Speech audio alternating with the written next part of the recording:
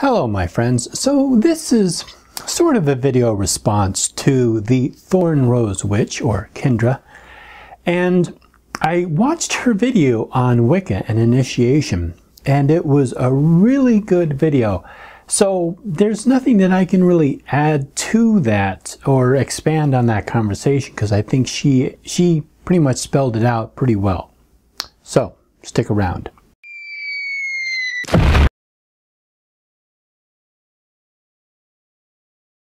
One of the things that I occasionally run across on YouTube or read in comments is this concept that not everyone shares, but occasionally it comes up on one end or the other about initiation, and does initiation make one a real Wiccan or does it not? And I think Wicca has come to a point now where there are definitely different strands of Wicca. There is the more traditional Wicca, which is the Gardnerian, Alexandrian, other branches of traditional Wicca, which are initiatory lines. It is an initiatory tradition. And there are people who are practicing Wicca at more of a solitary and eclectic way. And both of these, I believe, are just different ways of approaching the old gods. And I don't think that one is better or worse than the other. It's just different approaches to doing it. It's just a different way of expressing oneself. So especially when it comes to worshiping the old gods. I myself, when I got involved in Wicca, well actually I got involved in Druidism first and then found Wicca because there was no structure in Druidism, or at least the Druidry that I wanted to practice. And so Wicca provided me with a certain structure in order to be able to practice and to be able to worship the old gods. And I think that this is something that absolutely no one should be robbed of. I think if you are an eclectic solitary, I think that you should be honest with yourself and do a dedication ritual if it's something that if you really feel like you need to make some kind of a formal recognition or some kind of a ritual connection with the old gods, perform a self-dedication ritual. A self-dedication ritual is something that you find in a lot of books, and it's a way of connecting with your deity or your deities or your pantheon of gods, or essentially it gives you a ritual to dedicate yourself to a new life. Whatever your old life was before, you dedicate yourself, you are now a new person. Maybe even take on a new name, and this is your new life, and you are now practicing and worshiping the old gods. I don't think there's anything wrong with that. I do not believe that one can self-initiate themselves. This is the simple fact of initiation is an act of becoming part of a community, becoming part of a group. Even the definition of the word initiation represents something that is a beginning, a new start, but it is, when it's part of a group, it is initiation into a group. And initiation does not mean that people who are not initiated are not Wiccans. I do not believe there's anyone who's in any position to make that claim. And if they do make that claim, I don't know how much weight it would actually hold. Initiation is an experience. It is something that one goes through, and it makes you part of a group or a part of a community, and it is only for a very specific tradition. There are people who have had years of experience who have been initiated Gardnerian and then initiated fairy, and then initiated something else. Simply because they have all of this experience as a Gardnerian does not mean that it is equivalent to somebody who is in a fairy tradition, and so meaning that if they are a second-degree Gardnerian, they're automatically a second-degree fairy. It just doesn't work that way. Both of these traditions have their own initiation that the individual seeker must go through. And once they do go through it, they are considered to be part of that tradition.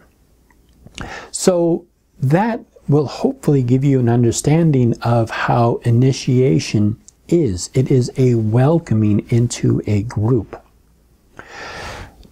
Now, there's a couple of things that I would like to explain about initiation.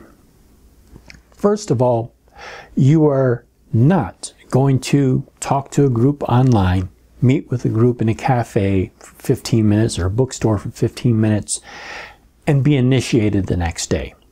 If that group is worth anything, they are not going to accept you immediately into that group unless you've already established a relationship with that group for years.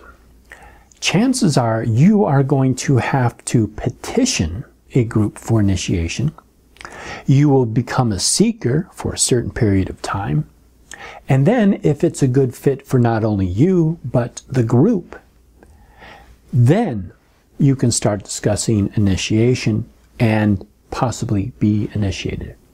If you are not offered initiation into a particular group, or you are denied initiation, don't take it personally. There may be several factors that have come into play to make the whoever's determining it, let's say the high priest and high priestess, or just the high priestess, there may be some reason or some factor that they do not feel that you are ready for initiation at that point. There's nothing wrong with going to another group and petitioning them, going through the seeker and getting initiation again. And if you're not offered initiation, there's many reasons for it. Don't take it personally. Don't think that there's something wrong with you or that group is stuck up or whatever it is. There's many different factors that may lead to somebody being denied initiation. Lastly, if you come across a group who will offer you initiation for a price, walk away from that group. They're not worth it. If it is a Wicca tradition, if it is a traditional line of Gardnerian, Alexandrian tradition, and they want to charge you for initiation, that group is not worth it. You do not want to be initiated into a group that their only criteria is that you slide the high priestess $100. You don't want to be part of that group. You don't want your energy to be involved in that group. Whoever is involved in that group probably really doesn't care because all they wanted to get was that title, and they got their title and they probably left the group. It's probably a group that's on the decay. So that is the other part of initiation. It should not be just everybody who walks in the door automatically is initiated, because it takes the power away from what initiation is supposed to do. So that is really just kind of what I wanted to add to this whole conversation of initiation, is that I just want to point out that people who are initiated are not better than people who are not initiated. It's just two different ways of approaching the gods and a way of worshiping the gods. If you are denied initiation, don't take it personally. There may be other factors going on. If you are automatically initiated, like on your first day, or all you have to do is give the high priestess some money to be initiated, that group is not the group that you want to be involved in. And lastly, one of the things that I want to end this video on is that oftentimes people get wrapped up in the text. They get wrapped up in the ritual format, the heritage, the lineage, the tradition. They get caught up in all of these various things, and people place importance on these things. And yes, they are important. But think about what you are really wanting to accomplish. If you are wanting to accomplish connecting with the old gods and awakening something inside of you and achieving something that you want to achieve, that is going to happen no matter what ritual you practice, or what format, or how true your tradition is, or how old your tradition is. It's all going to come down to you and what you want to get out of it. And lastly, initiation is something that is a very unique experience that I do not believe can be conveyed through words. And it is really the awakening. It is the spark that ignites the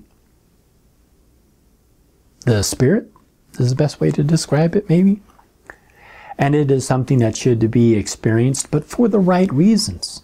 Don't seek initiation just to be initiated, because again, you're not going to get anything out of it. It is not an end, it is a beginning. And you know, for those who are seeking it, don't give up. You know, you will find the right group, or you will find the right person, or you will find the right tradition, and it will happen for you. And for those people who are unable to be initiated for whatever reason, like Dorian Valiente says in Witchcraft for Tomorrow on page 22, is that you have a right to worship the old gods if you want to. No one can take that from you. And if you feel the need to do a self-dedication ritual to worship the old gods, by all means, do it. But understand that a self-dedication ritual and an initiation are two separate things. A dedication is you're dedicating yourself to the old gods. An initiation is that you are becoming part of a tradition or part of a group. And if you do come across a group that says dedication is the same as the initiation, I would question that group. When you do go for initiation, they may appreciate that you have self-dedicated yourself, and so it can work in your benefit. But it is definitely not going to be the equivalent of an initiation. It's something that you're going to have to go through for that specific tradition. There are some groups that, not so much in America, but as my understanding that in Europe, especially in England, if you are initiated Gardnerian to, let's say, the 2nd degree, and you meet up with some people who are Alexandrians and they like you and you both want to be part of that group, sometimes they will recognize your initiation from the Gardnerian tradition into the Alexandrian tradition and vice versa. So sometimes there are some traditions who will recognize another initiation, but I think that would be the exception and not the rule. So, anyhow, this has been Lilokin. Thank you so much, and blessed be.